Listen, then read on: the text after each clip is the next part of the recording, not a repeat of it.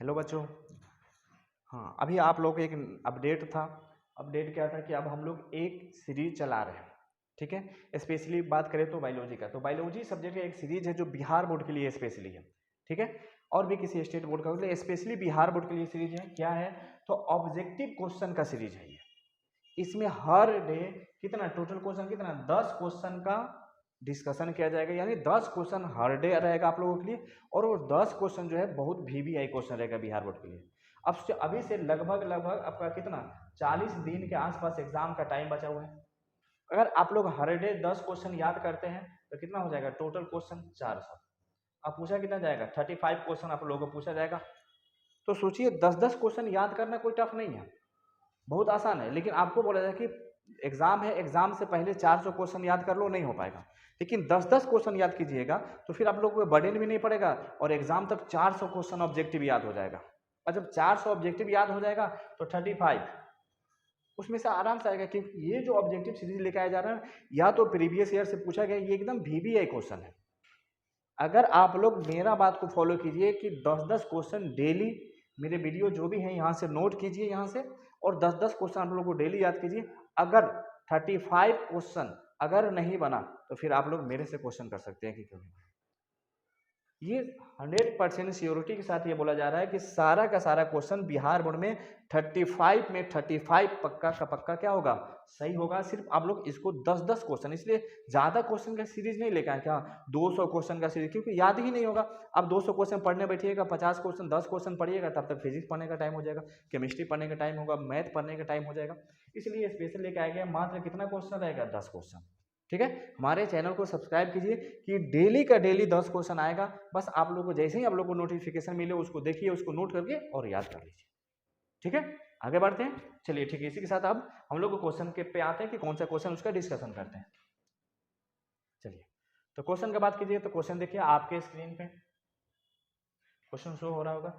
तो पहला क्वेश्चन है कि binary fission is found in, कि बाइनरी फिजन कहाँ पे मिलता है, तो किसमें चलता है बाइनरी फिजन? पहले है अमीबा, पैरामीशियम, ईस्ट है, तो हम लोग पढ़ते आ रहे कौन होगा। तो पहला क्वेश्चन का आंसर क्या होगा ये। दूसरा question, when offspring are produce by single parents, अगर ऑफस्प्रिंग जो है सिंगल पेरेंट से प्रोड्यूस होगा तो उस रिप्रोडक्शन को क्या बोलेंगे। तो पहला है sexual reproduction, asexual reproduction, both and note, मतलब नॉन ऑफ दिस। इसलिए आंसर क्या होगा असेक्सुअल रिप्रोडक्शन, क्योंकि हम लोग बचपन से पढ़ते आ रहे हैं, 12th में भी पढ़ना है। अगला क्वेश्चन है 3 number, what is the number of chromosome in human gametes, कि ह्यूमन के गैमेट में कितना क्रोमोसोम होगा। तो एक इन्फॉर्मेशन भी दे दे, अगर किसी भी ऑर्गेनिज्म के गैमेट का पूछ रहा है क्रोमोसोम कितना होगा, उस ऑर्गेनिज्म के बॉडी में जितना क्रोमोसोम होता है उसका आधा उसके गैमेट में होता है। तो जैसे ह्यूमन का बात करें तो ह्यूमन का बॉडी का टोटल क्रोमोसोम कितना 46, तो इसका आधा क्या होगा 33 उसके गैमेट में क्रोमोसोम होगा। देखते हैं ऑप्शन, पहला 46 नहीं, क्योंकि गैमेट का बात पूछ रहा है। दूसरा 21, इसलिए आंसर क्या होगा सी 23 क्रोमोसोम। तो देखा, जितना अगर पूछ रहा है कि पी प्लांट में मान लीजिए 14 क्रोमोसोम है तो उसके गैमेट में कितना होगा 7।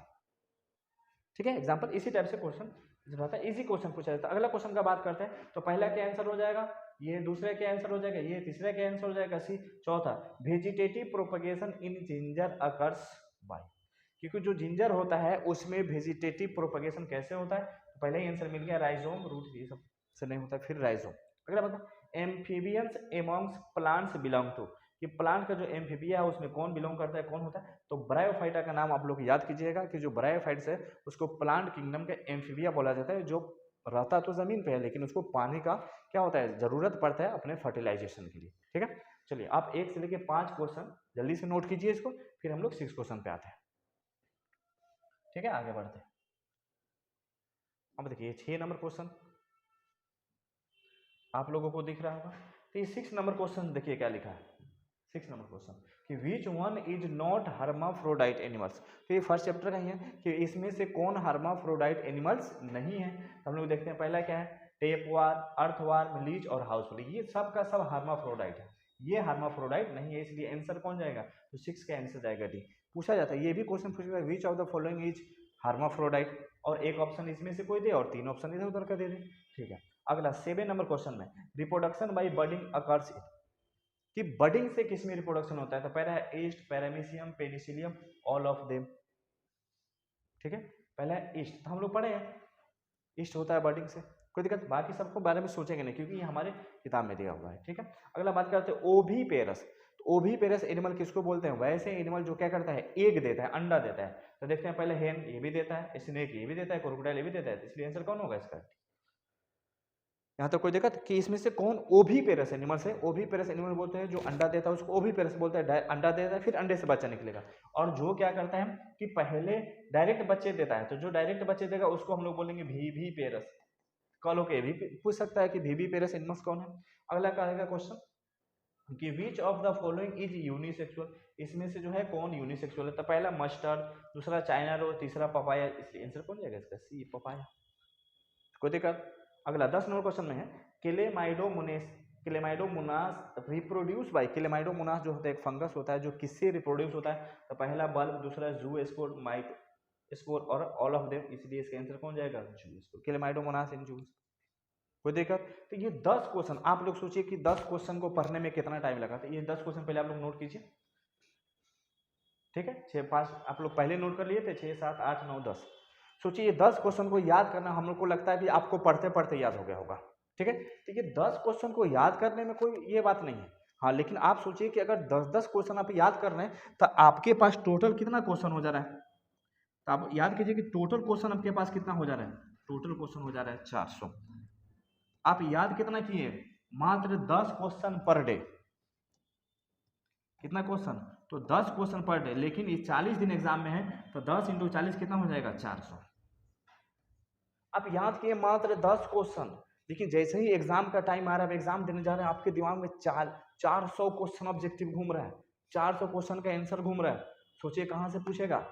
ठीक है, तो ये सीरीज है बहुत ही मतलब अच्छा होने वाला है ये सीरीज, क्योंकि ये सिर्फ बिहार बोर्ड के लिए ऑब्जेक्टिव लाया गया और आप ही लोग का ध्यान में रखिए ये सीरीज लाया गया।